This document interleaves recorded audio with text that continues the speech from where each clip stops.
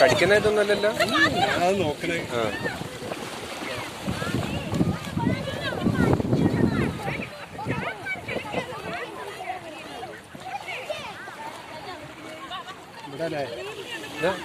മറിച്ച് താഴത്ത് വെച്ച് നോക്കണേ. മാംസം ജീവുള്ള സാധനമാണ്. ഈ സാധനക്കതാ ഇതൊക്കെ ഇങ്ങനെ തുറക്കും. ഇതേമാതിരി തുറന്നു വരും. തുറക്കണേ മറിച്ചാണി കടിക്കണല്ല.